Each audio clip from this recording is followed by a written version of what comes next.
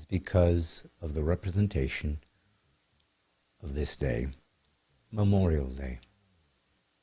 The great irony is that every single free nation who wants to argue or dialogue or get angry or to protest and fight and scream and perhaps even decide that why society's too violent and guns need to be wiped off the face of the earth, and certainly a civilian shouldn't have access to it. If you have the right to make that argument, ironically, a gun gave you that right because it had to be fought for. This is Memorial Day. This is Brad Stine Has Issues. And as a comic, and as an American, and as a Christian, I am grateful for the greatest nation in history. And I want to let today's episode be a memorial to those who made it possible for me to be here right now. This is Brad Stine Has Issues. This is God's Comic. And this is our show.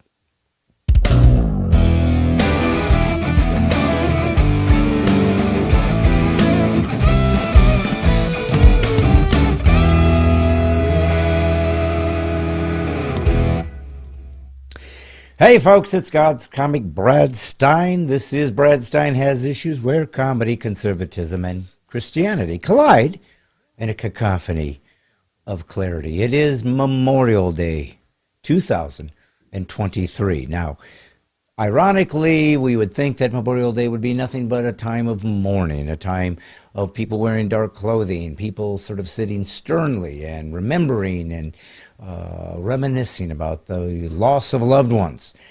But of course, it's turned into a barbecue and beans and kind of like the 4th of July.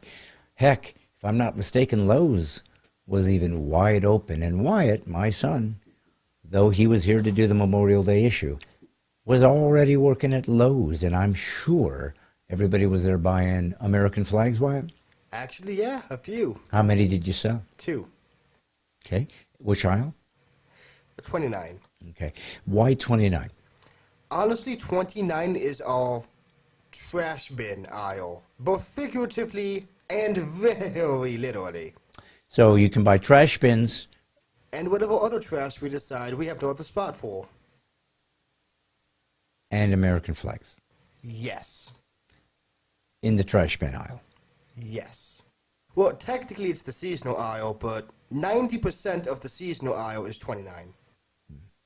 Does no one think that perhaps that's an inappropriate place to sell a flag? Yes. Who? Anyone with a conscience or any idea of history? Did you bring it up to your people? Not. Were you a warrior, son? Did you stand up for something that's important? To be fair, I was not aware of this until people kept asking me for them. I understand. Was it a busy day? It was a bit busy, you can say that. That's definitely a combination of words I would use to describe the situation. You know who else is busy today, Wyatt? Is the first person on who, of course... Nick Kress. Nick Kress. And he's watching. That's what it says. He didn't even answer. Benjamin Gregory's back. Benjamin's here, along with St. Nick. He came in number 2. Karen Boyd, hey, she says, hey, Nick. Not you. Not me, son. I didn't know Nick was doing anything today other than watching, but he gets the shout out from Karen. Not us, son. Not us. Apparently, she doesn't remember us on Memorial Day. Nick says, hey, Brad. Sean Syriac, are you Brad from Maine? Yes. Sean, I am Brad from Maine. I mean, technically, you're Brad from every state in the Union. Maybe I'm the Maine Brad. Paula Faye Marie Rauchi, who is my favorite? 4 names? 4-name lady. We are blessed. Jesus, the American soldier. Chris Falthausen. Hello, everyone. Dusty Wilhelm, he's here. James Voigt. And Carrie Tudor. Blessed Memorial Day. It's also my husband Charles' birthday. Went on to celebrate his birthday. We love both. Love the day, kinsman. Let's see if anybody else. Jim Brunah, he's here. Blessed Memorial Day, yes sirree. Gianna Zizmo, she is here. And Mark Carpenter, can't wait to see you in Peru, Indiana. Wyatt, can he wait to see me, or is that hyperbole? What I want to know is, what is with America's obsession of putting other places, landmarks, and names in their cities? Give me an example. Okay, isn't there a tower, isn't there a Eiffel Tower in, like, Texas or something? No. I'm pretty sure, I know for a fact it's somewhere not in Paris. Well, you know, that don't they have, like, something in Vegas? It might be in Vegas, yeah. Do you know where the London Bridge is? I know where one London bridge is. Where? It's in London. Yeah, but what about the one in Arizona? Exactly, that's my point. So tell me about We have to stop stealing their things, except we're not stealing it. Honestly, it's the weirdest sort of theft. We're not necessarily taking it from them. What we're doing is, we're just taking a picture of it, replacing it brick by brick, and then leaving the original where it is. It's like the weirdest form of theft ever, because you're not actually taking anything, but you kind of are. Would it be considered appropriating their culture? It's like, you remember those old ads that would play before, like, DVDs, where it's like you wouldn't download a car? We're downloading buildings. Which Okay. apparently is illegal, I guess. Yeah. Son, do you play Zelda? A little bit. Do you play Zelda Tears of the Kingdom? A lot of it. Tell me what you think of it. Yes. Very yes. Pleased? Yes. Your favorite of the Zeldas? So far, yeah. Why? Well, it's fun. I mean, at the end of the day, what more do you ask from your entertainment than for it to be fun? How about it doesn't kill you? How about it doesn't stab you? How about it doesn't have the syringe that shoots out and pops you? How about it doesn't blind you? How about it doesn't steal your food at night? How about it doesn't creep up at night in the middle of the night and grab your foot? How about, that's lots of things I could ask of it, son. Lots of things. Well, no, you wouldn't ask of it not to do that. You'd ask of the people who made the game not to do that. Okay. Well, they could have, who knows, created You some... would be one of the villagers who got mad at Frankenstein's monster for something Frankenstein did. Was Frankenstein the one ravaging the town and throwing little girls into the lake? No, that was Frankenstein's monster. Right. Frankenstein was the monster who made the monster. Is he? Yes. And how dare you make such an accusation against such a genius that he could bring inanimate life to life. Yes. This man did that with electricity and bolts in the neck. That's hard to do, son. And then he immediately decided, oh no, I did the bad. And then tried for the rest of his life to just sweep it under the rug and ignore it. Okay, so he was a moral man who realized he'd made a mistake and he repented. I think that's a good story. You're trying to tell me that the genius scientist who created life out of thin air and a corpse was stupid enough to decide the 8-foot-tall, muscular hulk of a being could just be left alone. Nothing's gonna happen. No abandonment issues to take into consideration. Wouldn't he be childlike and they could have just simply trained him to be a kind, You're right. They loving, could have. massive meat? They could have. And he didn't. Okay. And Jeff Hayes is here, son. I got to tell you something. I hope my profile picture doesn't freak anyone out. Some people don't like raccoons. Wyatt, I got to tell you something. I have a phobia against raccoons. And because I get the sense that they are animals that are going to rob a bank. Why is that? I have no idea what you're talking about, but whatever it is, it's probably... What was that? I just saw it. Okay. Clovis Jones, hi Patriots, God bless you all. And Ashley Haas made it. Yes, you did. Hey, guess who's here, son? Forrest Maney, thanks for all that sacrifice for our freedom. You better believe it. God bless your family. Yes, so Wyatt, greatest naming of all time.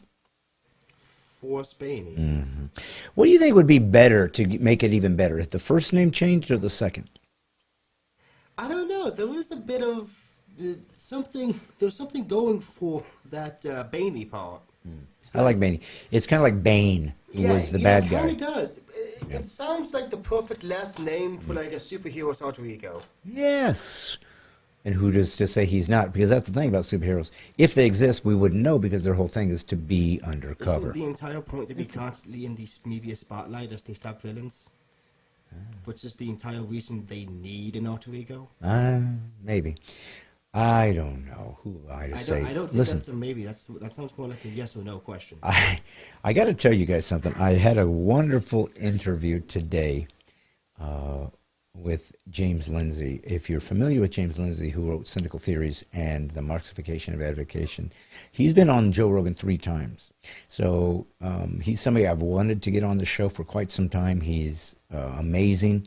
His dissection of cultural Marxism, of Marxism in general, and how it's been incorporated into the wokeism or the wokies.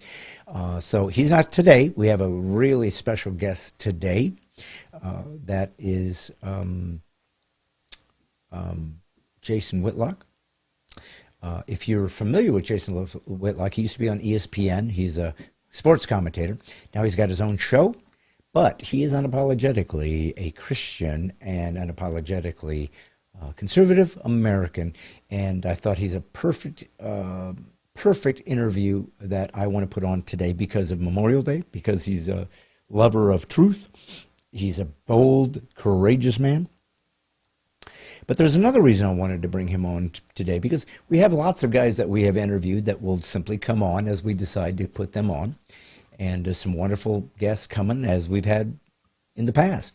And we're going to prepare for them. But I was thinking about today's Sunday, and I was thinking about Memorial Day, and I thought, one thing I should do is really decide that today is a day where we celebrate and remember in great sober reflection what it takes to keep a country free. It's not free. It's not easy. It's painful. It comes with death and destruction. It comes with the end of some people's freedoms. It comes with some people losing family members, fathers, sons, daughters, husbands, wives, children. It's very, very, very expensive to be free. It costs a lot to get free. So it's kind of a dichotomy. It's kind of a ironic twist that the very thing that we so much love and appreciate on Memorial Day, freedom, obviously, always costs. Because there's always people on earth that don't want you to be free. They always want to be free, but they don't want you to be. There's always people that want to control others, to take from others, to steal from others, who want to lord over others. And if we've learned anything in the last, maybe forever, but it's just so much more apparent now with social media, where you can see who's out there and what they're saying and who's trying to control and how it's happening, that this sort of self-appointed elite class, who are very, very, very rich, have decided that their purpose, now that they've become multi-billionaires, is to take it up a notch and rule the world. They're going to tell you how to eat, how to drink, how to sleep, or if you can do any of those things. They're going to tell you what to wear, what not to wear. They're going to tell you what to inject, what not to inject. They're going to tell you when you can open your store and when you can close it. They're going to tell you if you can have a store or not. They're going to allow you to have a home, or they're going to say you don't get a home, but be pleased without it. They will sacrifice nothing that they desire, but they will make sure you do, because they know what's best, and they want the earth to remain strong and vibrant, and it can't if there's too many people. And if there's one thing we've learned from the elite multi-billionaires who believe there's too many people on earth, they think that people should begin to become eliminated, to be moved aside so that the earth can sustain itself. And yet, ironically, these people all have one thing in common: they never volunteer to eliminate themselves. I say go first. Show us what you got. Hey, you've been in plenty of yachts. You've eaten plenty of caviar. You've had plenty of champagne. You've had plenty of islands that you bought and lived on. You've had plenty of women or men or whatever your proclivity is. Maybe it's time for you now to share the wealth and move on. Spread it around to all these poor downtrodden people that you pretend to care about, and remove yourself from existence so that you're given back to the planet. You'll never do that, though, because you're too valuable. And if you don't believe that, just ask them. Watch them. See what they do. It's Memorial Day. And I thought that as much as I love being with you guys and spend as much time as I can, we have a wonderful interview, and I kind of want to get to it. Today, I wanted it to be not so much fun or funny, but poignant. I wanted it to be something that you would remember. I wanted it to be something where we take some time to reflect. I wanted it to be a place where we actually memorialize something important, something that matters. So I'm going to just do that by making a point. It goes like this. I've told you that there's a difference between a citizen of the United States and an American. It was at one time expected that and assumed it was equal, that once you became a citizen, you were an American. Of course, if you were an American, you were automatically a citizen. But there was some expectations to become an American. Number one, you went ahead and sacrificed your ethnicity and your place of origin, because most people came from other parts of the world to form this nation. You brought the best of your nation, the history of its food or its music or its stories. You brought the best that you had, and the wisdom and the years and years and millennia that you had established this incredible culture that you had created, and you brought it here and you added it to the tapestry and the fabric that became the United States. And we couldn't have done it without you. You were crucial to building this amazing nation that had such a diverse input of ingredients to allow it to become the greatness that it is. But then you did something out of volition that was asked and expected of you, and that was you no longer saw yourself as Irish or African or Asian or Chinese or any of these other points of origin, but you decided, I'm an American now. I flow with the rest. I am one family with this group. Yes, we're different. We look different. We come from different cultures, histories, and even perspectives. But we will find this one truth to be self-evident, that all men are created equal and endowed by their Creator with certain inalienable rights, amongst which are life, liberty, and the pursuit of happiness. I will come here to serve this nation and to protect the life of my neighbor as I hope they will protect mine. That will be an American. Liberty will be given to those who I disagree with, because free speech means nothing unless you protect speech you hate, despise, and disagree with. If you can't do that, you are not an American. If you are not protecting the dignity of someone else to seek to find the best life they can, as long as it's constitutional and biblically moral, which was what was expected of us, if you can't do that, you're not an American. And we need you to become one of us, because a house divided will fall. We cannot sustain this nation ever again if we allow teachers and academia to make Marxist activists out of our children. We cannot sustain this nation if absolute blatant immorality and sexualization towards children is allowed to go unabated without men standing forth and saying, no more, not on my watch. How dare you?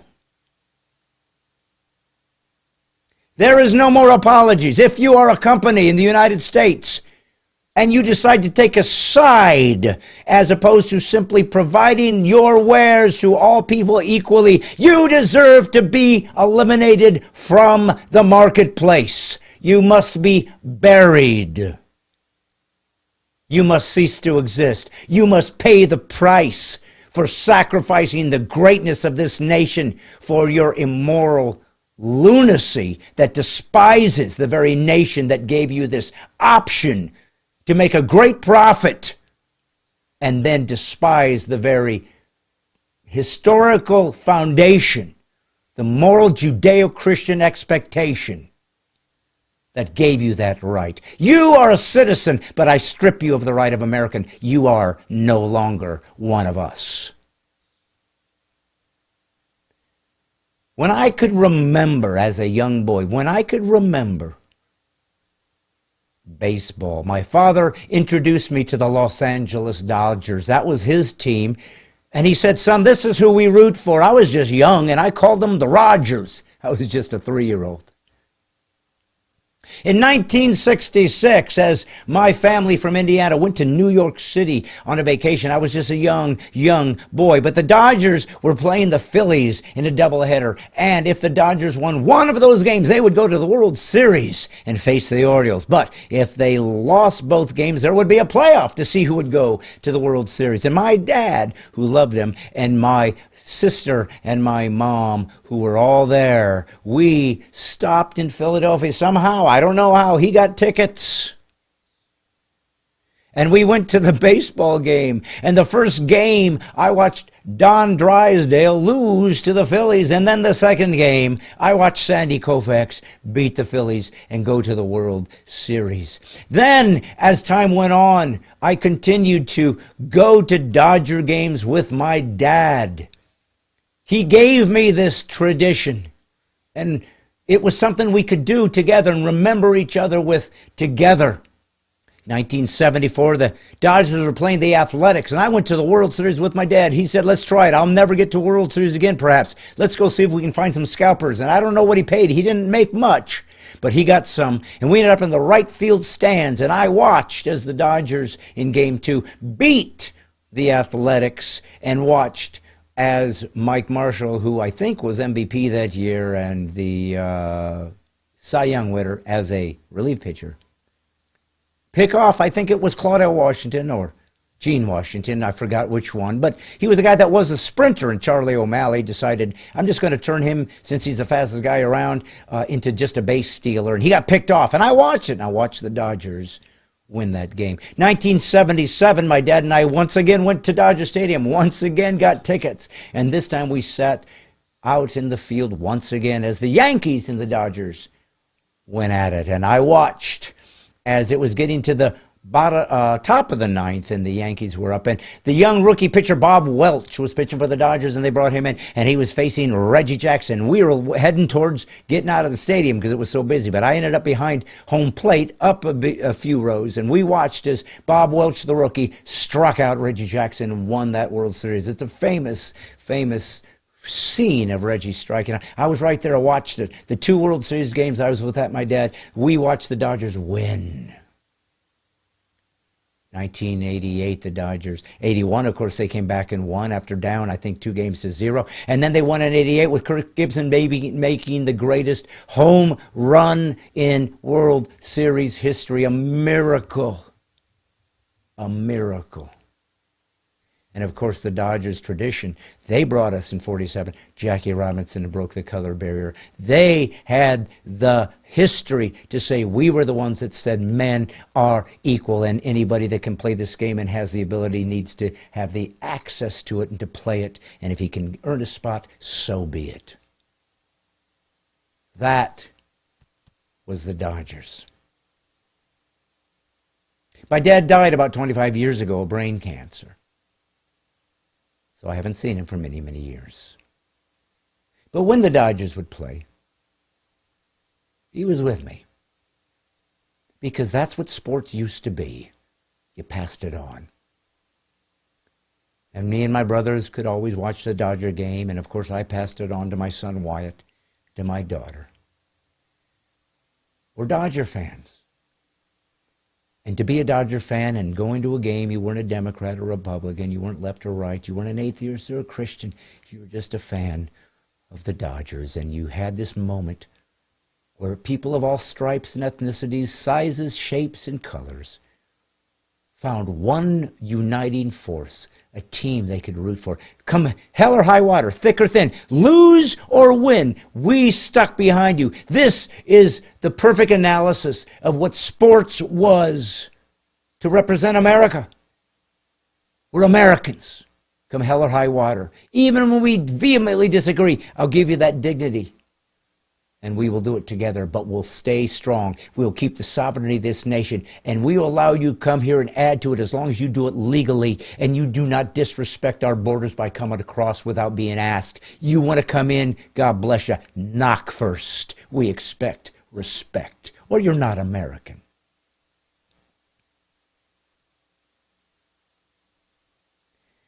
The Los Angeles Dodgers decided to have an LGBTQ celebration. And why not? That's all people do from day up to day down, sun up and sundown. Apparently, the LGBTQ community must be celebrated at all times. More so than I think any group in human history that I've ever seen. I've never seen anything like it. And the Dodgers jumped in, and that's up to them. It's their team. But they invited a group. I believe they're the Sisters of Perpetual Mercy or something. What they are, it's a drag group of men who dress up in white faces and nun habits, and they mock and blaspheme, ridicule and criticize and deeply offend Jesus Christ and the Christian and Catholic faith. They mock it, they blaspheme it, and they celebrate that. Well, clearly Christians would say, you know, this is hateful, and it's evil, and it's wrong, and we don't want that here. And the Dodgers said, yeah, maybe that's not true. We'll have an LGBTQ gathering, but these guys, they're not kind, they're not good, they're not dignifying. So we won't have them. And then they complained, and so the Dodgers said, oh, I'm sorry, we didn't realize that people that mock the majority of the world, which is Christian, and disgrace and discriminate and hate and blaspheme people of faith, we didn't realize that those people deserve dignity. So yeah, we're going to re-invite you, and then we're going to celebrate you as heroes.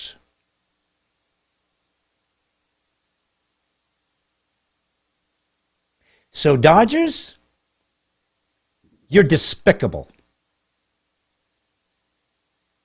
I told you guys, if this nation has a shot, we are going to have to bury corporations that mock and ridicule our country, our God, and our sacred religious and free speech liberties. Bud Light and Anheuser-Busch needs to be bankrupt. Target needs to be driven to bankruptcy. And as I lived my life and had one thing I could leave and hold on to and remember from my father who died that he gave me, that I could carry on and give to my kids, it was the Dodgers. Because I didn't realize that the Dodgers now find that people that think like me and believe like me deserve no respect, but in fact deserve to be treated with as and spit upon. And I didn't see one Christian on the Dodgers, not one, stand up and say, I do not agree with this. This is wrong. and I want to make an issue of it. Not one of them. Suddenly the Dodgers came on and said, you know what? We decided to have a faith and family night. Doesn't that make everything better? No. You know why? Because when you have your faith and family night, what's going to happen is people of faith are going to get together and they're going to watch a game and not bother anybody. There won't be any posters or signs. Nobody will be dressed up to mock anybody. Afterwards, there'll probably be somebody singing some Christian songs, and we'll just sit and pray and laugh and have a good time, and everybody will be welcome. What we won't do is mock anybody. But the people you brought on will do nothing but mock, blaspheme our Lord, and do despicable things towards our faith. It's a whole different, it is not equal at all, because they're hateful, and we're not. I haven't watched a football game in I don't know how many years since the BLM when they crapped on my flag. I haven't watched an NBA game. I'll never watch any of them again until they apologize, say they were wrong for hating this country, and give $1 billion each to a conservative and or military fund. Till then, I'll never watch them again. I told you, if you aren't willing to sacrifice something every time it happens, you don't deserve this country. So,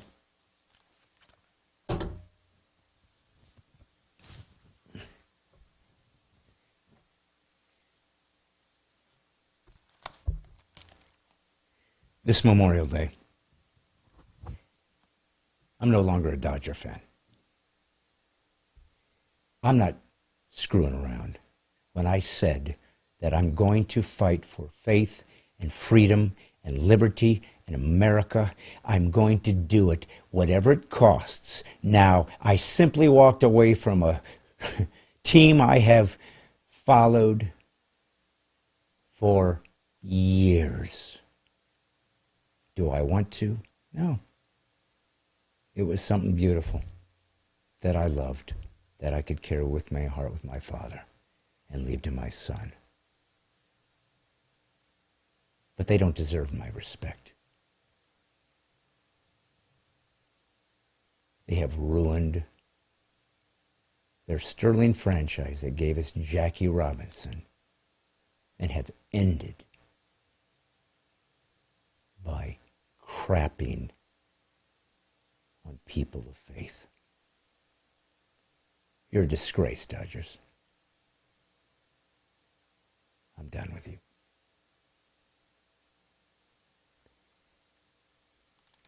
I'm going to bring on Jason Whitlock, who talks about sports, who also loves this nation. When this is over, go about your day. Find what you're willing to sacrifice and what you're willing to defend. It's going to be time, guys, to draw a line in the sand and live this thing like it's real. It's time to be an American. If you want to join the mighty 10,000, be the first 10,000 Americans that join and give $3 a month, so we can continue to make these videos and more, and mobilize peasants like us who love this nation and want to find ways to fight back in proactive ways. You can do it if you choose. Join the militia of the mind. I'm fighting the best I can. I'm serious about it. And I'm not just using terms and rhetoric. And I'm not leveraging conservatism and Christianity so I can make money. I'm fighting until I'm dead. Join me or don't. Decide what kind of a human and American you want to be. Remember, folks, it's Memorial Day.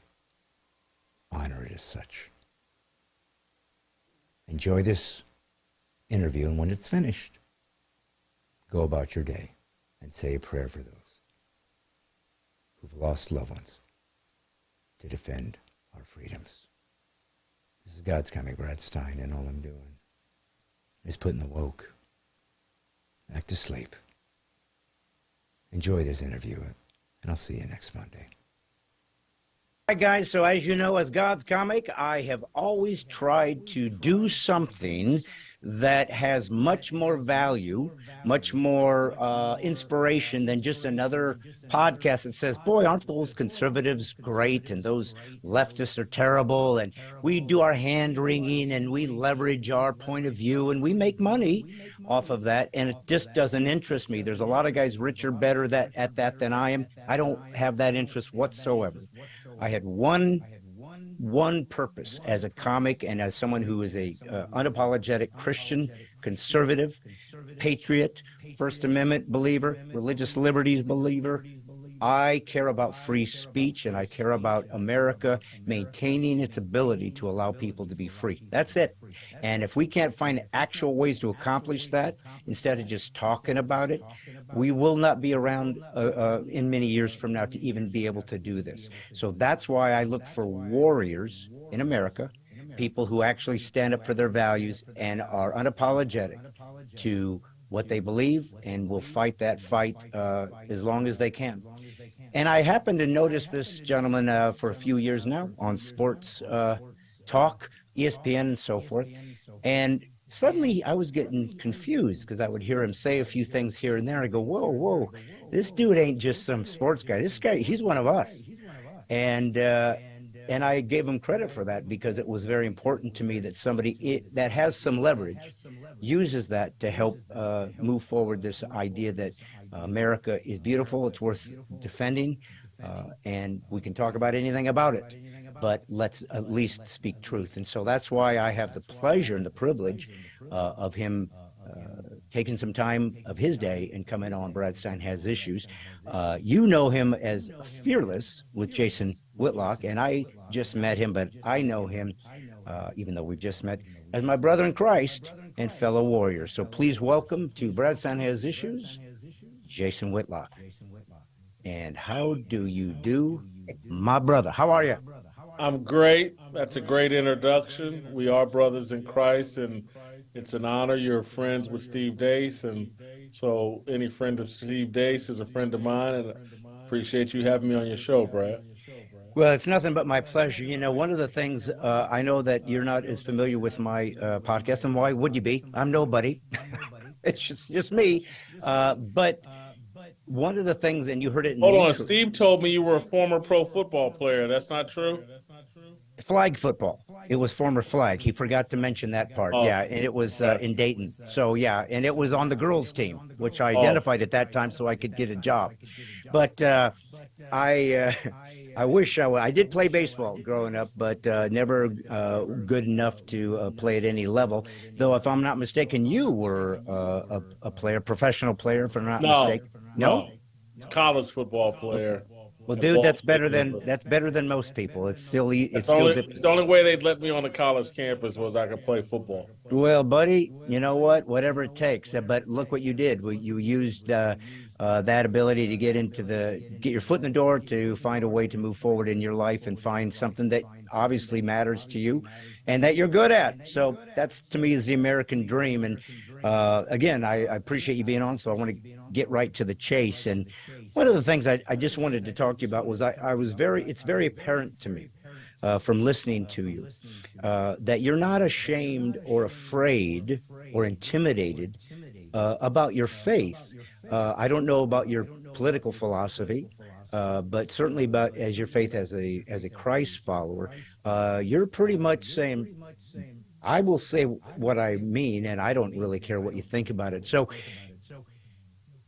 you tell us, is that how you define yourself? Is that sort of the basis for what drives you? Is that why you're on this earth, is to say, I got a story to tell and it looks like this?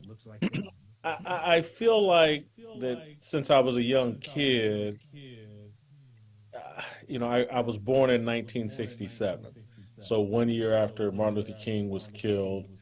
And so as a kid, I have these vivid memories of my thinking of myself as, oh, I'm going to be speaking to large crowds and speaking to black people the way Martin Luther King did. It's not that I thought I could be Martin Luther King, but those were the visions that I had as a young kid.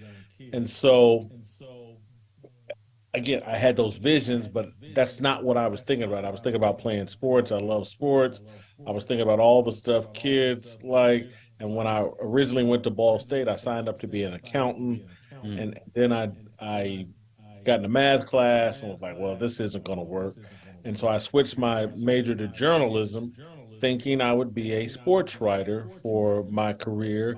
And at that time, when I graduated in 1990, I can remember thinking specifically that, man, when time I'm 40 years old, I'll probably make like 75,000 bucks a year and be writing about sports and covering high school teams or college teams, and it'll be great. That's as far as my vision went. As I went along my journey in life and during my career, as soon as I got an opportunity to be a columnist and get to voice my opinion, I just quickly transitioned into, well, I'm going to write about sports through a cultural lens.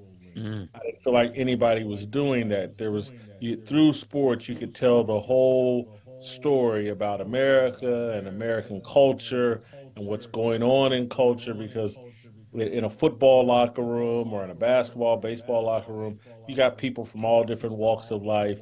And so I thought I had a platform for a unique perspective on sports.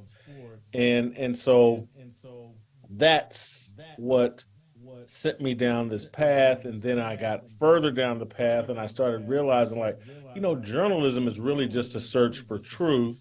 Mm. And Christianity and a relationship with God is really just a search for truth. And the truth is the most powerful thing that God gives us, other than his son, who was here to represent truth and the power of truth. And so eventually I just figured out that, I grew up in the church, in a small Baptist church in Indianapolis. I just realized there was a lot of synergy between journalism and my religious beliefs. And like, if you give people the truth, they'll make good decisions. And that's what Christianity believes, that's what God believes, and that's what journalism is supposed to be about. And eventually, I ended up having a lot more financial and career success at an early age than I ever dreamed of. I didn't even know it was possible when I was in college that you could get paid a lot of money for talking about sports on radio and TV. Uh, but then I figured out that I had gotten drunk on success, moved away from living out the values that I believed in my personal life. And even in some of my writing, I had a very secular view that's contradictory to what I really believe. And so eventually I just got old enough and wise enough and had bumped my head enough, and the culture turned so secular and so anti and hostile towards my traditional values. I realized that really the only defense I had, and the only thing that could save me, and eventually I just feel like save the country, is like, man, we got to get back to biblical truth and biblical values. And I came up with this saying: bearing witness requires courage, not perfection. And it's really about trying to tell men, don't and Christians, don't let your sin silence you from speaking God's truth. And I've lived a very complicated, worldly life, done a lot of things I had no business doing. I don't shy away from talking about the mistakes that I've made because, again, I don't think bearing witness requires perfection. It just requires courage. Most people don't have the courage to stand on God's truth because they're so afraid of, oh man, my critics are going to come back and say, well, what about this? What about this? Well, what you did X, Y, and Z. And I'm like, yeah, I did all those things. Yeah, I used to hang in strip clubs. Yes, I used to drink in excess. Yes, I, you know, had promiscuous sex. Yes, those are all mistakes. I'm copping to them, and but that still does not mean Jesus is still Lord and King, Mm. and we all need to bend to his will, or we're going to be living in the kind of secular, chaotic, dysfunctional society that we now have in America. Well, for sure. I mean, so I've already learned a little bit about you. Apparently, you're a Hoosier, which I am as well. You said Ball State. It's like, oh, you went Yeah, to Ball State. I grew up in Indianapolis. Yeah, Okay, okay. Well, I've yeah, obviously been there many times. I was born up by South Bend. I think I mentioned you once, but you know, and that you had this faith that was important to you, and you had what most people.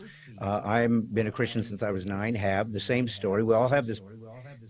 I'm sure not everybody, but for the most part, there seems to be one of two things. You either were a horrible sinner that gets saved and gets changed forever, or you grew up in the church and you find a prodigal journey that you jump onto for a while until you end up on the beach in whale vomit enough times, and you said, maybe I should head to Nineveh, because apparently this ain't going to pan out for me.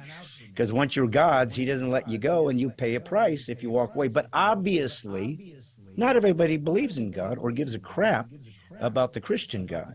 So I find it interesting that you saw it from that perspective, and I find it interesting also. You mentioned Martin Luther King. One thing about this podcast that you don't know, but it's one of the things I've been trying to experiment with, was every time we've ever had any deep difficulty or friction in America, whether it would be a George Floyd, for example, or you know, Rodney King or anything along that line, you would hear the same phrase. Hey, we need a national discussion on race. We need a national discussion. We really got to get to it. And I'd always tell people, we can't. We can't have a national discussion, because the discussion assumes that you will listen to my point of view. I'll listen to you. Both people are given dignity, at least in their ability to communicate. And then we try to find the answers. But we're not given that permission anymore. We're told you have to understand every nuance, every possible little way that you're going to frame your words. You're not allowed to be ignorant of somebody else's culture, or somehow it's racist. So they really make it impossible for us to go deeper, because we're not even allowed to misunderstand each other.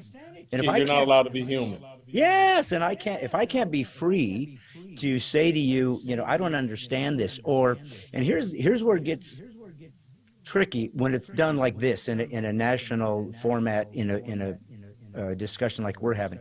You know, if we're friends, I mean, I'm a comic 30 years, so obviously I hung out with lots of comics. They come in every color, shade, and texture.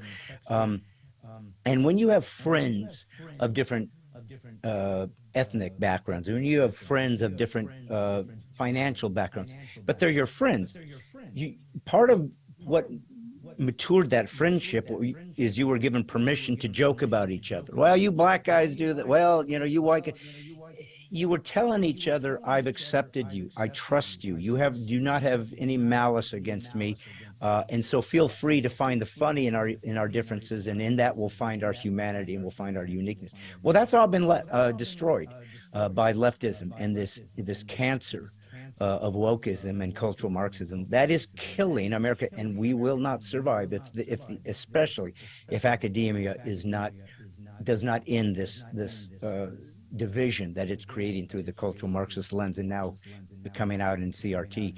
So let me ask you this about that, because I am having, hopefully, the courage to say, I'm going to just say what I want, talk about how I feel. I don't care who's on the other side, and hopefully to see if we can get somewhere. So I'm going to talk to you like a black guy in America, because you have a perspective I don't have. But we also found a commonality, which means we can trust each other. So when you talk about Martin Luther King, and I interviewed Alveda at Ebenezer Baptist during a documentary, a show I was involved with a few years ago. You know, you saw a guy who believed that I don't want some special privileges. I don't want you to demean me by giving me something extra because I can't measure up. Just give me same playing field, and whoever, you know, we'll throw the dice, see what happens. And there was something obviously that was virtuous about that. That seems to be going a completely different direction. And so I'm curious as you, who's involved in the athletic culture, and you're around folks like that, who are very rich and have a lot of cachet in culture, if you find it being destructive and losing this expectation of virtue, that you should have a character that goes with this. And how did they get off this idea of the Martin Luther King, character over color, into this whole new, I'm a victim, with his $25 million contract? I don't understand that mentality. Maybe you can help me understand what went south. Well, I'm gonna say a mouthful here, but again, as a kid and with a childlike understanding of Dr. King, and based off of what the world had told me about Dr. King, that's where my inspiration comes from. But if you go a cut deeper and look at the real legacy of what Dr. King established, it doesn't lead to judging a man by the content of his character. It's a great speech he gave, but Dr. Martin Luther King was surrounded by and helped by a lot of Marxists.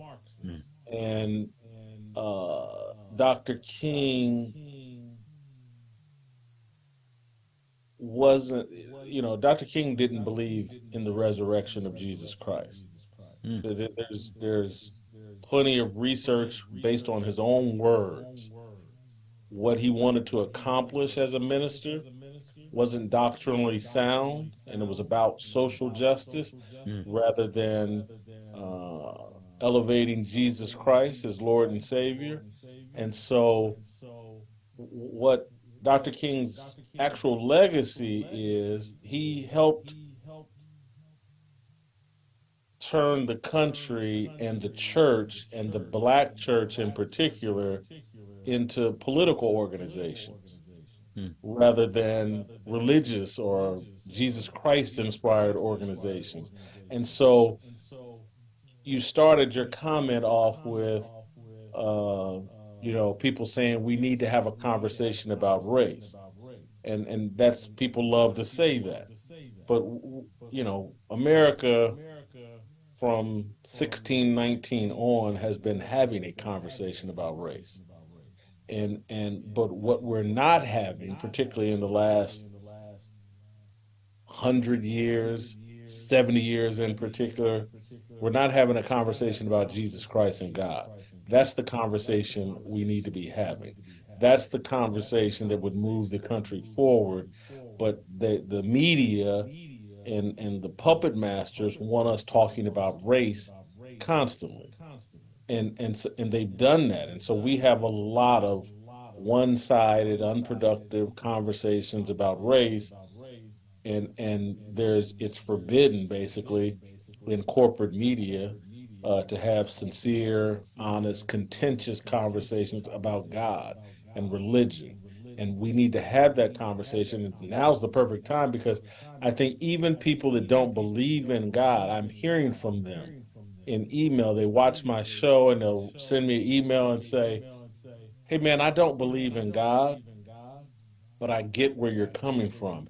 They're starting to understand that a Christian culture, a Judeo-Christian culture, benefits non-believers Mm. as much as believers. Bill Maher is figuring this out in real time. He'll never hop on belief in God, I don't believe, but I do think he's starting to understand, like, woo, secular culture stops comedians from speaking the truth, stops comedians from being funny, stops free speech. And when we had a more Christian, Judeo-Christian culture, comedians were free. Yeah. Everybody was free. We could have more robust, honest conversations. We could address uncomfortable truths. And so, if we need, and what I'm trying to do with my show is take sports and culture and everything and make people talk about these things through a biblical lens, to try to open them up to the fact that I'm not begging you to believe. It would be nice if you believed in Jesus as your Lord and Savior, but I just want you to admit that Christian culture actually served America, gave us all more freedom, and it produced a better society, and a society with uh, less needless contention than we have now. The kind of stuff we're arguing about now, can men get pregnant? Should we put tampons in boys' bathrooms? That's never, those conversations have never been debated in the history of America, and we're debating them now. And it's because we're a secular, godless, satanic society. Amen.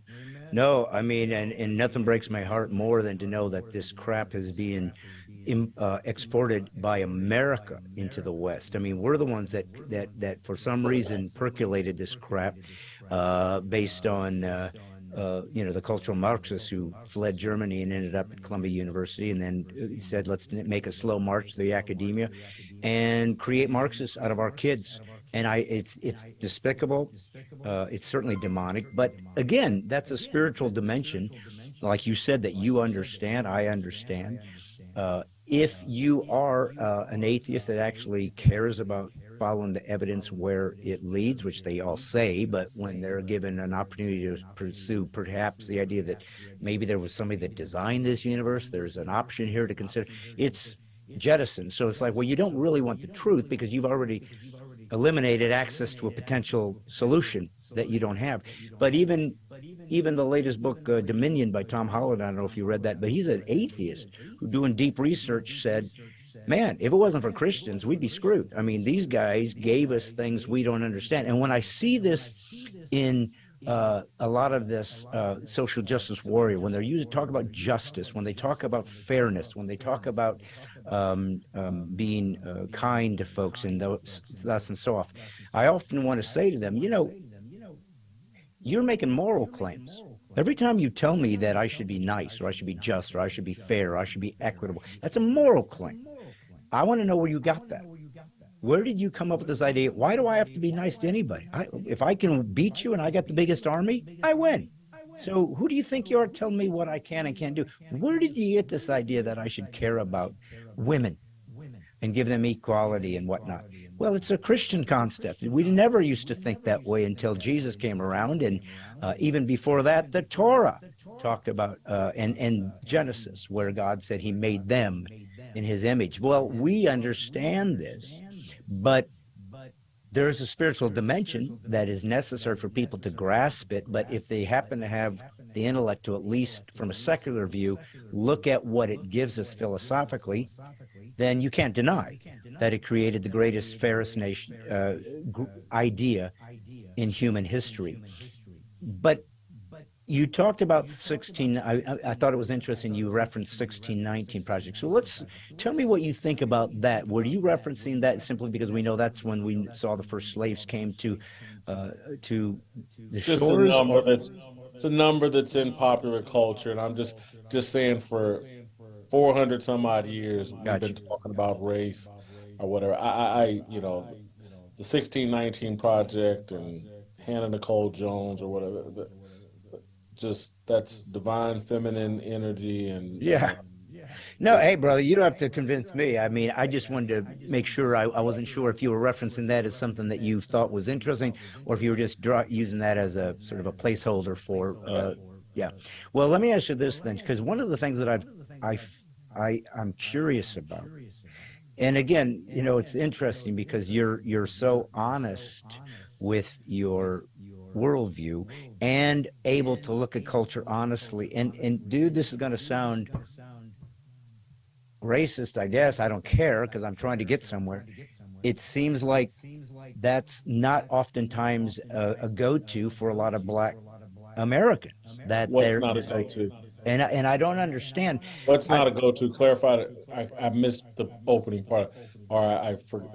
What's not a go-to? This idea, okay, the idea that you are open to what is true, whether it's a positive or a negative towards a particular culture, as opposed to a narrative that makes people feel comfortable or is identity politics so that they can keep a wall around us, get into somewhere deeper so somebody can control somebody else. And you break that down, and I see that in people like Thomas Sowell, who's never given any. I don't understand. Okay, this is what I was getting at, my friend. I don't know that it's fair for us to come to, let's say, the black culture. I'm just using that as a simple umbrella term. For black culture, we know, number one, that the lack of fathers in black culture has destroyed their them in so many ways. That's why so many guys end up in prison, because they didn't have a dad to help them understand, what it means to be a man and what it means to be a good guy and whatnot. Do you think that there's I'm not sure how to frame it, an unfair expectation, though, if I were to come to you, for example, you're a black guy going, well, how am I going to fix every, I mean, it's kind of an individual experience, but do you think it's unfair perhaps for someone to come to a black leader and say, you guys got to fix yourselves internally? Is that even a feasible? I don't feel, without you finishing the question in a clear way, let me respond to what you're saying. Yeah. I don't think it's unreasonable for people to say, hey, black people, you have a family dysfunction problem that needs to be corrected. That's at the breakdown of the black families at the root of all these pathologies that are damaging black people. And I get why. Can't say I 1,000% agree, but there's a high percentage of it. I tend to agree, but I get why white people say, hey, quit blaming us for your family dysfunction. I get why black people say, well, our family dysfunction is somewhat of a legacy from slavery and somewhat. But 150 years ago, at the end of slavery, black people had more of a commitment to family then. The 1920s, 30s, 40s, 50s, more of a commitment then.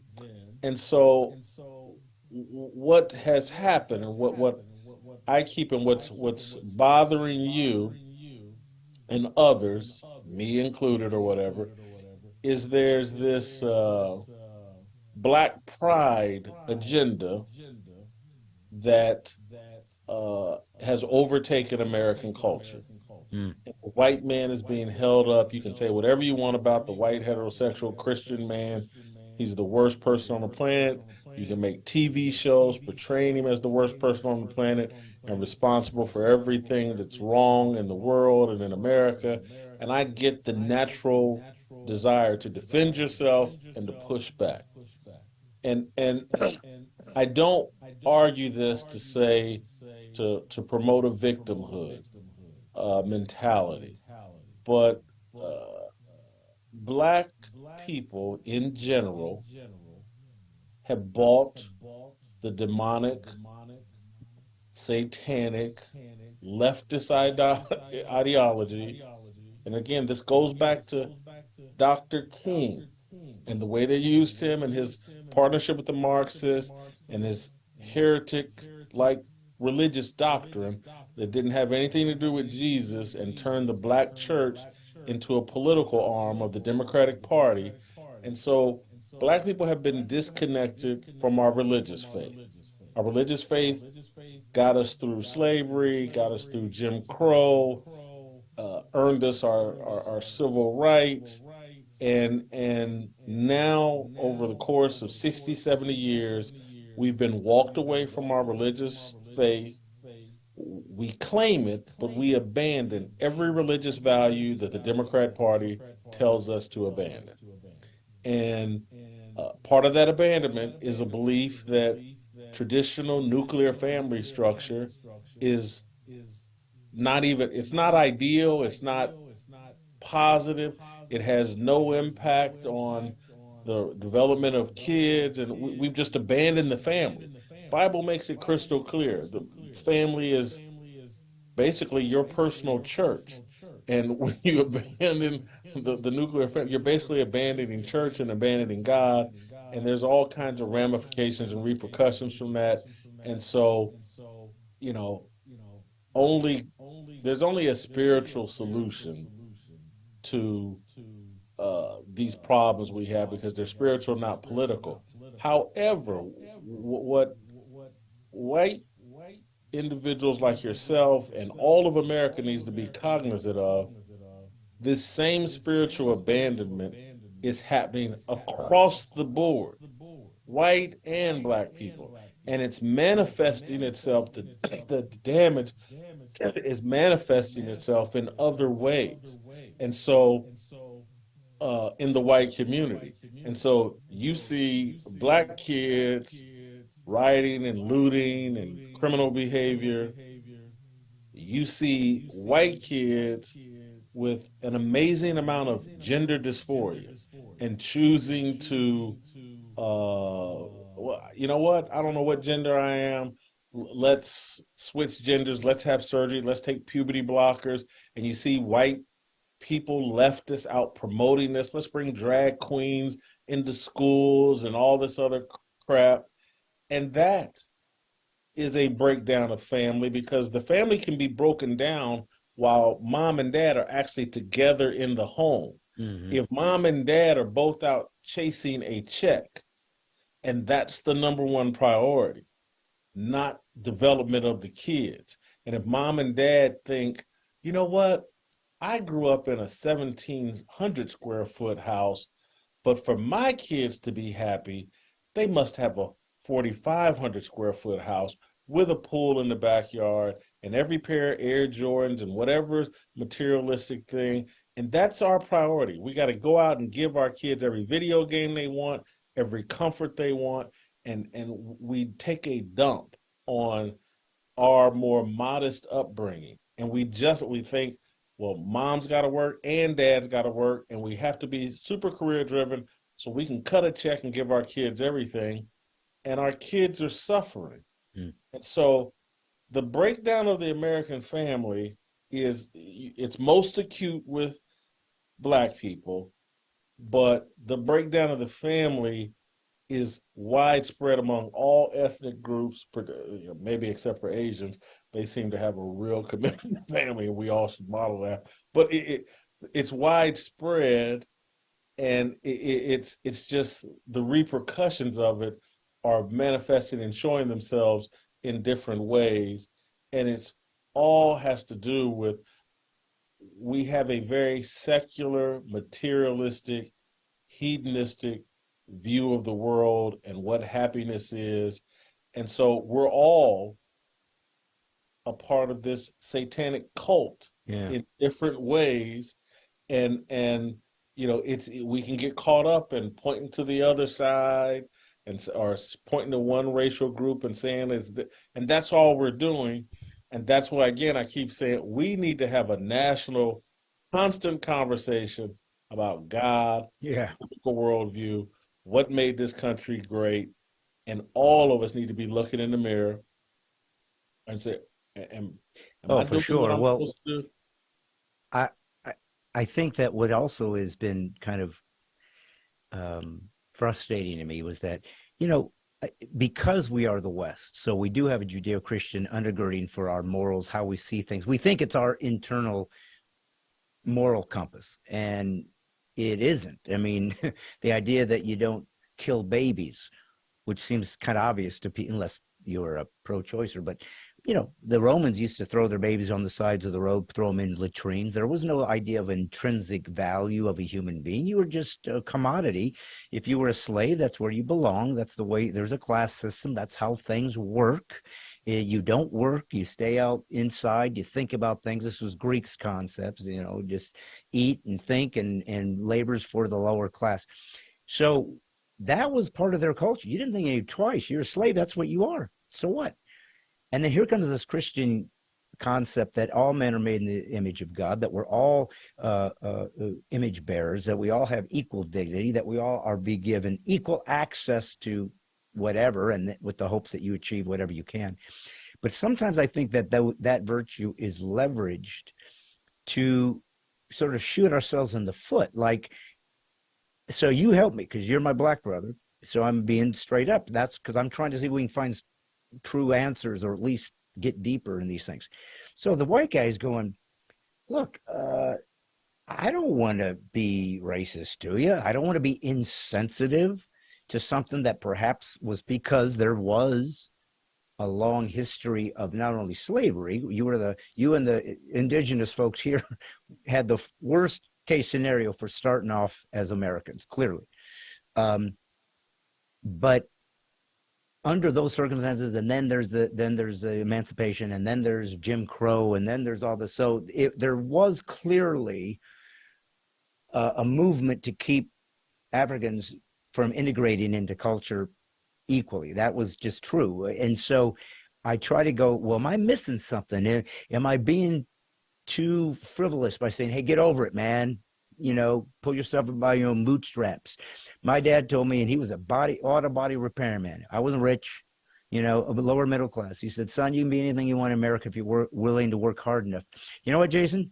I have a successful life, a career, whatever you want to say, because I believed him. Now, it was pretty basic. You can be whatever you want if you're willing to work hard enough. But the point is, if you have no dad to tell you something simple like that, to kind of direct you and mentor you, maybe you are asking a lot from a kid growing up in the hood who's never had anybody to watch over him, and all he sees is guys selling drugs and they're making money. To expect him to somehow on his own break free from that mentality, I think obviously would be a pretty amazing accomplishment on their behalf. So I guess what I'm asking you is, can we be missing, the white guy, can we be missing anything about maybe sometimes not being aware that there were some hindrances perhaps that have helped perpetuate some of this? I'm just trying to see if I'm missing anything, because I want to be a man. No, I don't. I think everybody knows that there were some hindrances, but it's just like, how do you handle that? And then do you have a mature point of view on this country?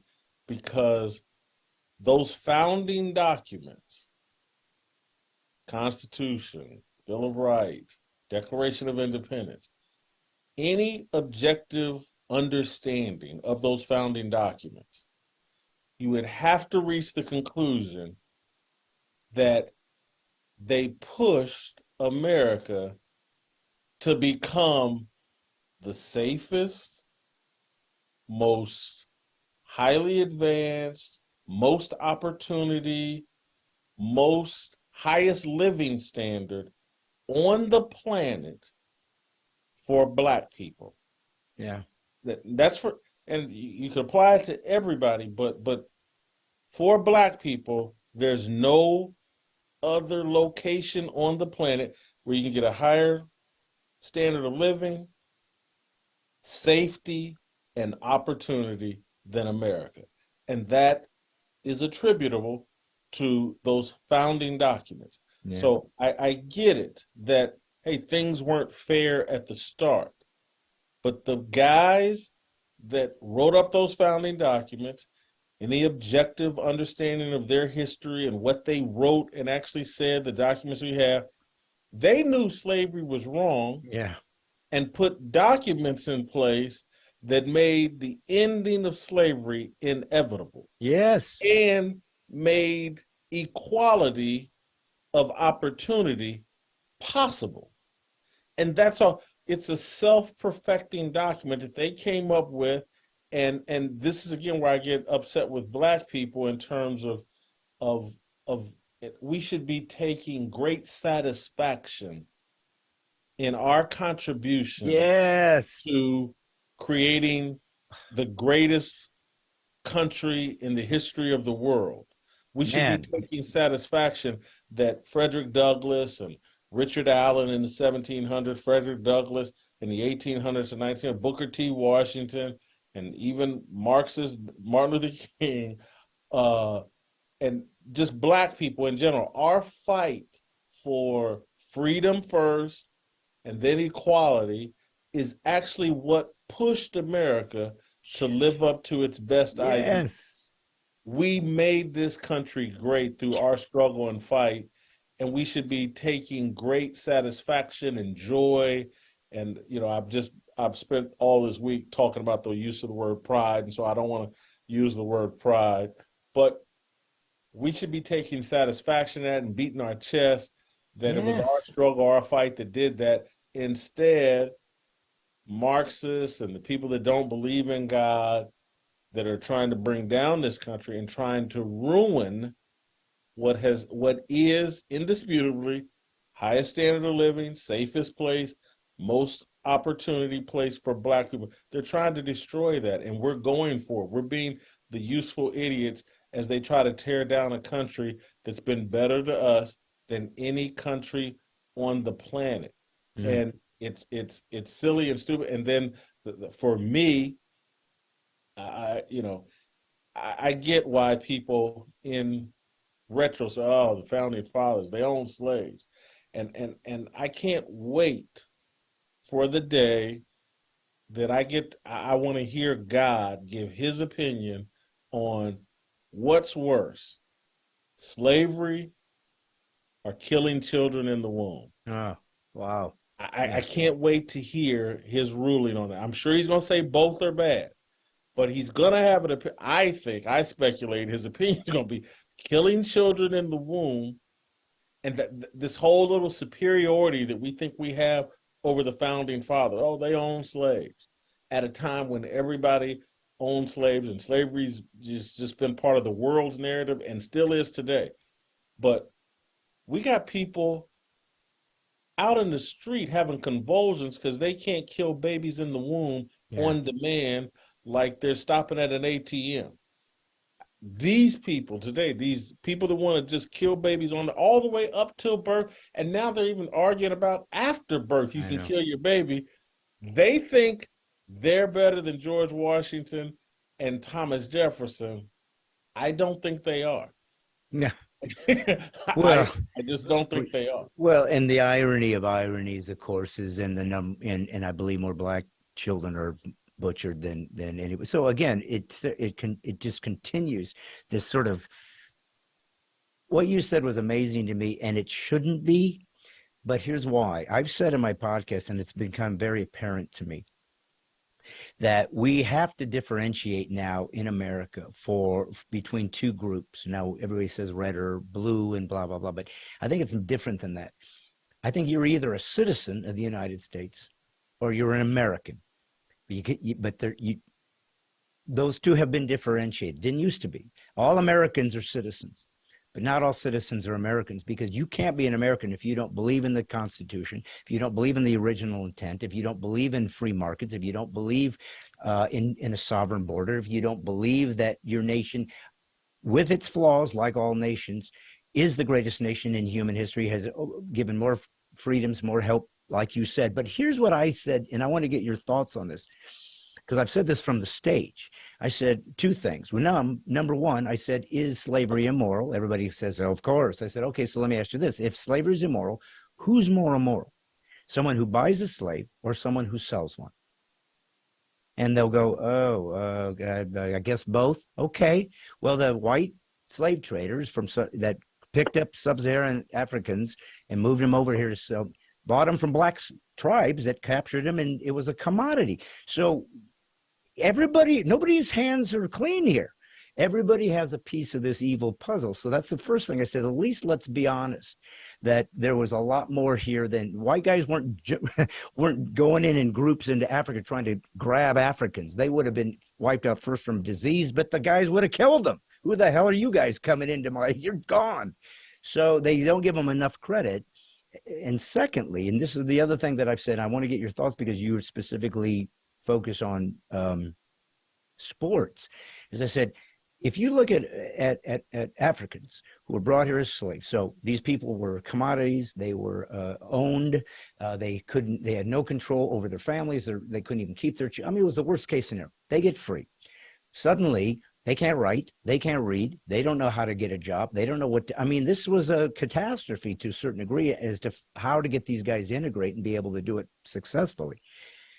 And then Jim Crow shows up, and now you can't eat here, and you can't drink there, and we're not going to let you read, and we're going to come terrorize you and kill your, in the middle of the night. So don't vote Democratic, by the way. Oh yeah, no, you don't have to tell me.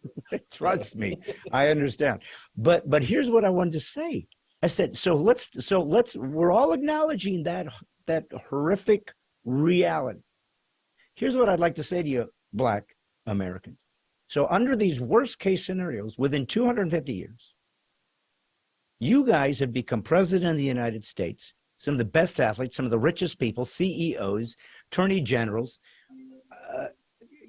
chairmen of the board. You're the American dream. You proved even in the worst case scenario, the American dream works for those who choose to believe it's true. I can do this and nobody's going to stop me. You are a success story. You should be told about the inspiration of what you overcame, for all of us to say that's what it looks like to be an American, where you don't listen to the BS that's given to you, but you say, I can succeed because I'm a man, I have dignity.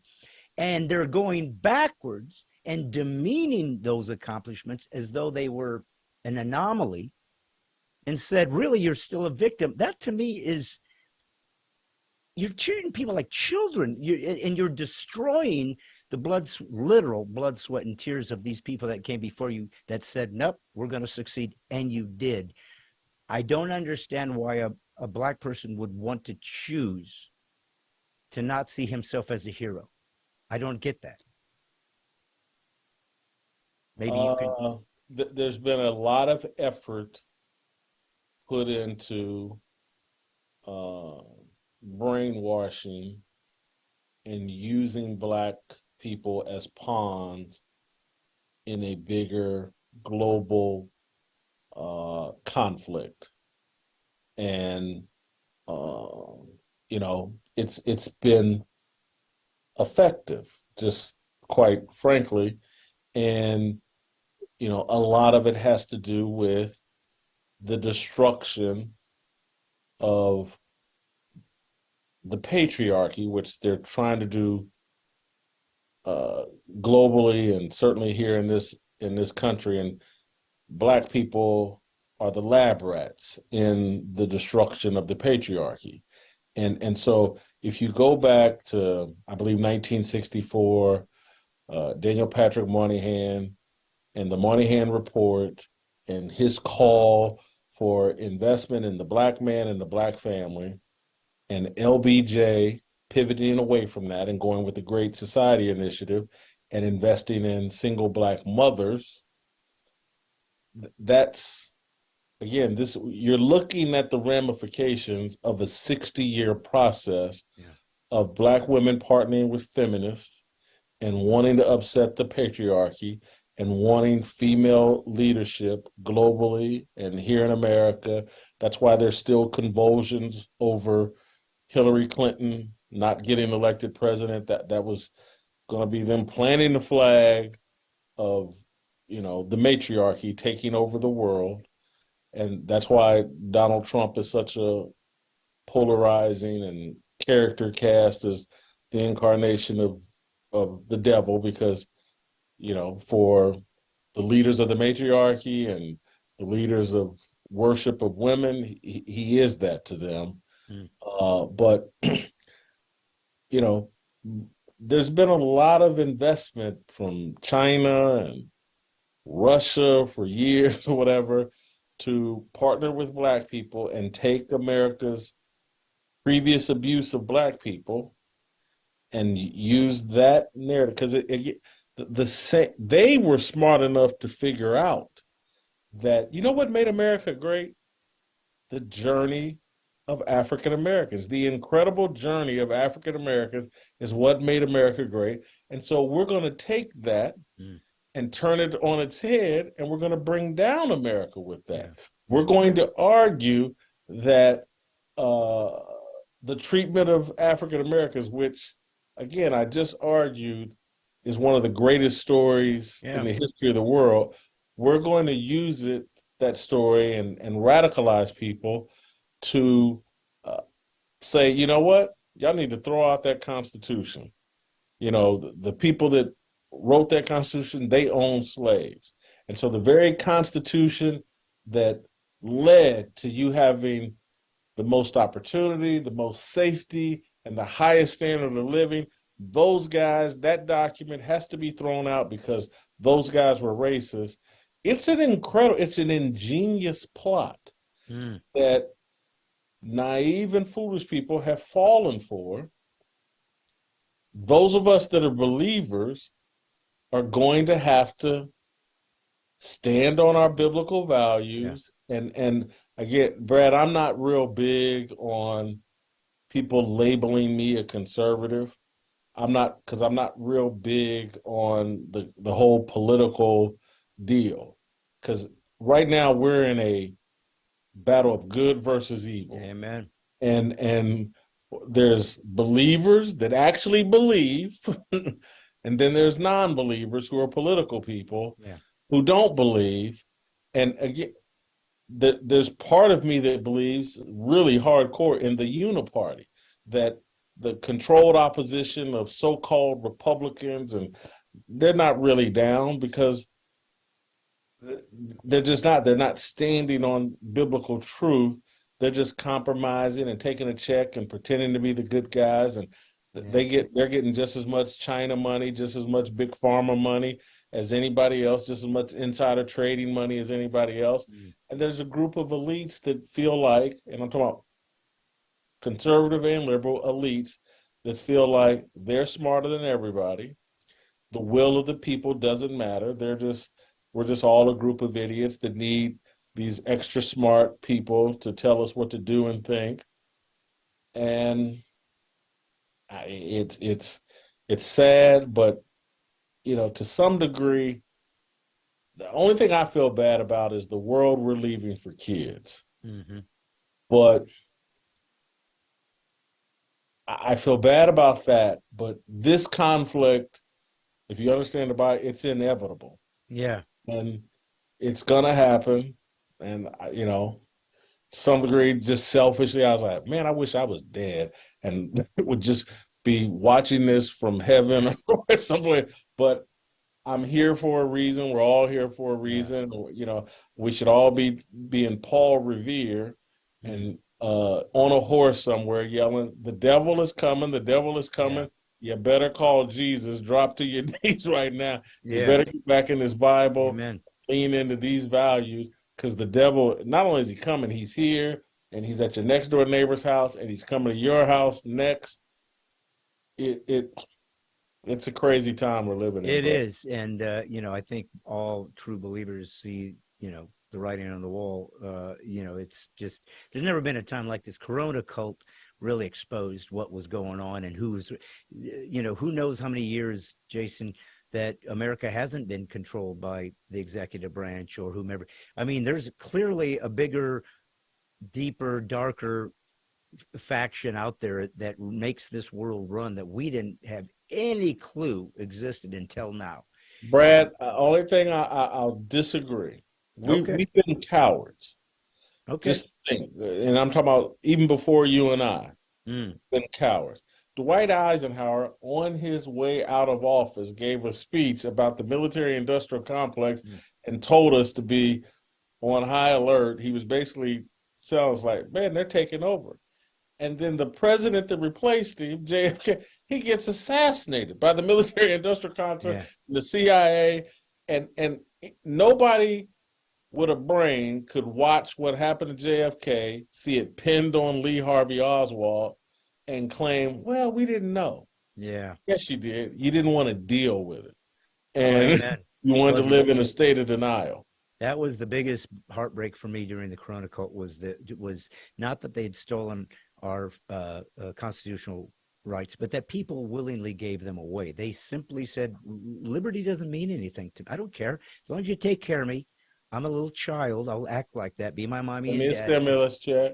Yeah, and so what do you? So guys like you and me, who want to defend these liberties and we find them as sacred, half America don't have our backs, man. I mean, they're not gonna fight. They don't care. They proved it. Listen, we're almost up to an hour, and I don't want to take your time. You've been so good with it. If you have one more minute, I haven't asked you one thing about sports, and I felt like I wanted to bring something into that, even though it does deal with culture as well. And I'm so grateful that you're a culture warrior, because it's so crucial. I'm not into politics. People sometimes I do comedy, and pro-life groups, for churches even, and so forth and so on. And they say, well, some guy's getting nervous. He's political. So I'm not political. I don't tell you who to vote for. I'm not saying you got to be a Republican to be a Christian. Trust me, I despise them more than the Democrats because they're cowards and they're Judas. I'll take a demon all day long. I know what you are. I know how to fight you, but don't tell me you got my back and then stab me in it, because that's Judas. And to me, you're more despicable because you promised you would take my vote, hold it sacred, and take it to Congress and try to do things and balance the ship so that we have the checks and balances that we promised each other. Well, you're full of crap. You didn't do it, and you're frauds. But I wanted to ask you about this thing because I think you will be such a perfect one to analyze this for so many reasons, but you'll see why in a second. When I was 3, my dad introduced me to the Los Angeles Dodgers. That was his team. He started liking them as the Brooklyn Dodgers, and then they became the LA Dodgers, and so he passed that on to me. And so one of the beautiful things I always felt about sports was you had this legacy that the families could pass it on, and you got to like the same team, to the grandkid and his great-grandkid and this and that. And it was something cool that you guys could love together. Well, the other thing that was great was that nobody checked your ticket and said, are you a Democrat, you a Republican, you conservative? You just came in and you liked the team, and you were all together seeing a unity that you could all rally behind. And it was wonderful. And I think it was part of culture's value, was to have these institutions that we could all go have fun with together. And if I was the Packers against the Bears in some major rivalry, we could still have a beer together afterwards, because that was the beauty of sports. And the one thing I was so proud of as a Dodger fan was we had Jackie Robinson. And before Martin Luther King, before, basically all of the major civil rights stories that we have seen, was Jackie Robinson. And dude, as a baseball player, certainly not at that level, but enough to have played competitively, to have gone up to bat for a whole year, knowing guys are going to throw at you, try to literally hit you. We didn't have helmets. They're going to spike you. They're going to call you the worst names possible. You're going to be the only guy on the team black. And if you don't perform, they're going to say you're not good enough. And by the way, you can't fight back. And he won Rookie of the Year. I think that is one of the greatest sporting achievements in history. And I was proud of that, because to me, he was representing what America can be. And I was proud that he was showing, look, we're all in the same boat. Give us the same rights. Okay. He also would take off his uniform, go out into the streets and say, I got things I want to talk about that matter to me, and I think they need to be addressed. Then, a few hundred decades later, you get a Colin Kaepernick, who says, I think there's some bad things going on. I'm going to disgrace this flag that has given me the right to make millions of dollars to be a quarterback. I'm going to do it right here in front of all these people who simply wanted to get away from politics for a second and enjoy their experience together as black, white, red, Hispanic, one group, loving our team. Of course, he's a Marxist, but and then when I saw BLM come through and the NFL pay their extortion money to these guys and never apologize, never say, we shouldn't have done that. Let's just make this about, we're just neutral. They never said, our bad, we shouldn't have gone to these Marxists. Now I'm going to give you some money to this conservative group, to this Christian group. Let's show that we shouldn't have done that in the first place. Never did that. So I said, I'm done. I will never watch an NFL game the rest of my life. I'm never watching an NBA game. And now I'm at a place where I realize if I'm going to be consistent, I probably have to walk away from baseball and hockey. Because if you don't allow yourself a sacrifice, if you don't realize you better have something in your life you're willing to sacrifice if you want the big picture, you're never going to accomplish anything, and you're going to die a coward. Now, I don't know if I'm making it a little bit over dramatic as to my little movement about walking away from the sports, but it broke my heart but I wanted to get your thoughts on this. You know, do you agree with me? I don't care. I'm just curious about the answer. That you take off your uniform, you go out into the public, you're an American. You say whatever you believe, like Jackie Robinson. But we had it done under a different circumstance that I felt was insulting. And the way it was done was insulting.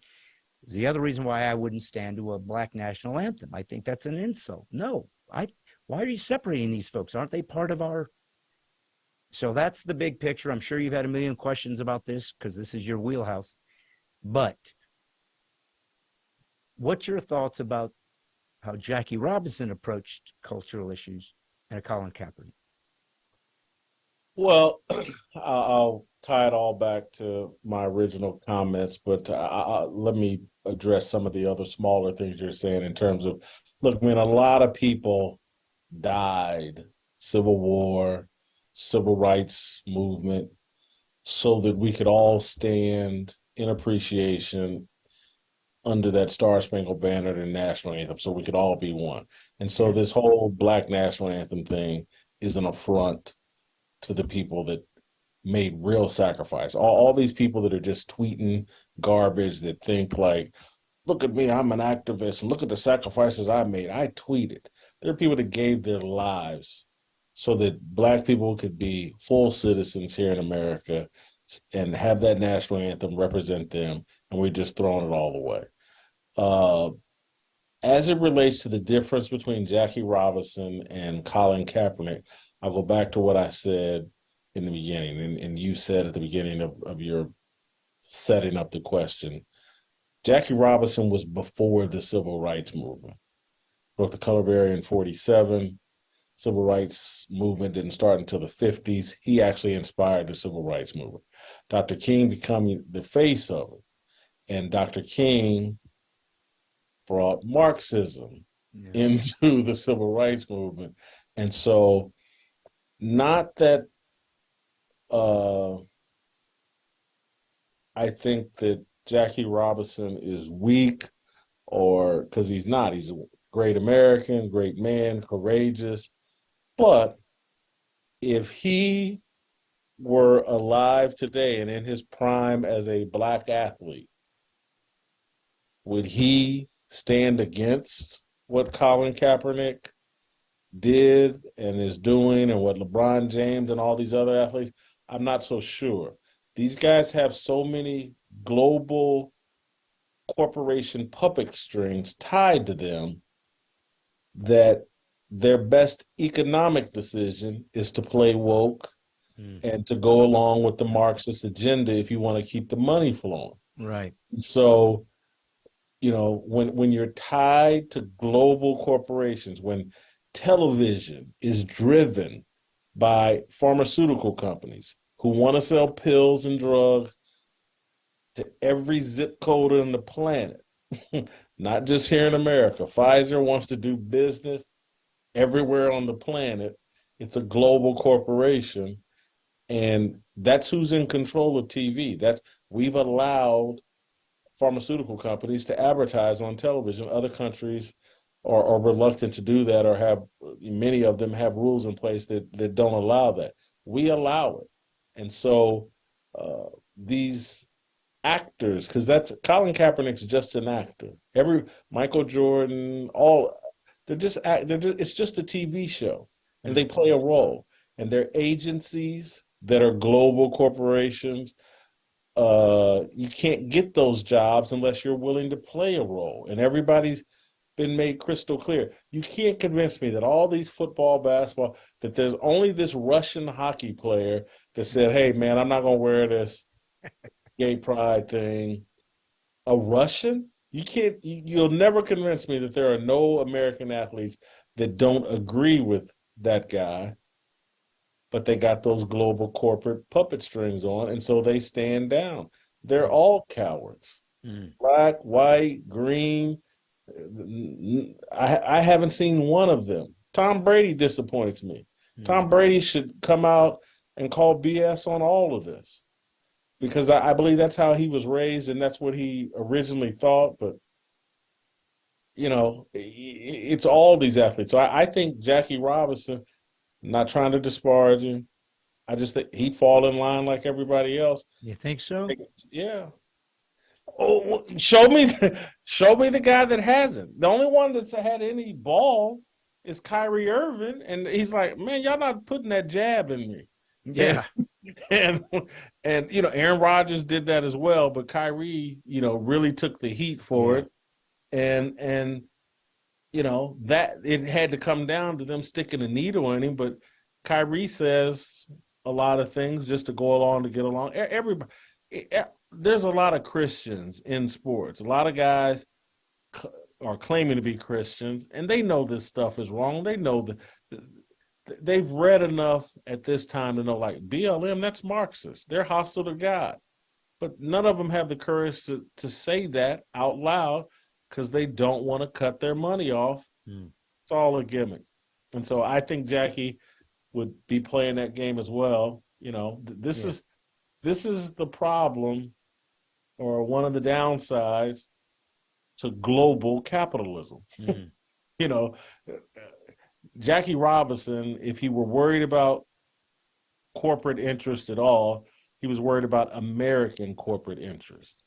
We didn't have global corporations in 1947, or not, you know, where their primary concern was about the American market. Nike, Pfizer, Verizon, they're all sitting around worried about, hey, how do I get to those 1.4 billion people in China? They care less about, we got to 330 million in America. How can I make more money in China? That's what all these companies are worried about. And that's why we just keep going further and further towards communism. Do you think that the athletes are actually encouraged to be these activists? I mean, why not just shut your mouth and live? Yeah. Yes. There's more money in it. If you're a basketball player, every off season, you head over to China and collect money for appearances and to promote your shoes. And so there's so much extra money to be made that's never talked about, that comes straight from China. And that's why LeBron James, he won't dare say a word about China. Might cost him $10 million in an offseason. Might cost Nike $4 billion if LeBron were to say something negative about China. And so, you know, it's all about money. And particularly as it relates to these basketball players, there's so much. Stephon Marbury, former NBA player that spent about 10 years in the NBA, went over to China, and far bigger star in China than he ever was in America. And because China, these guys really are into idolatry of athletes, and he's worshipful. They got statues of Stephon Marbury over in China. And so LeBron James and all these basketball players know they're treated better in China and worshiped more in China than they are here in America. Now, they also know that if they weren't tall and basketball players, if they were just regular black guys in China, they'd be treated like dog doo-doo. But they don't care. That's what bothers me about them, is they don't care about the working class, normal black person. They care about basketball players and how tall basketball players are treated in China is their number one concern. They're not activists. They're not courageous. They're businessmen, and they're global businessmen. They can care less about America. Brad, I got to go. All right, brother. Well, listen, thank you so much. I really appreciate you taking the time. I hope maybe we can do it again someday, but thank you for coming on. You were amazing. You were exactly what I figured you would be. So God bless you, brother. Keep fighting. Thank you, Brad. All right, brother. Appreciate Thanks. it. You too.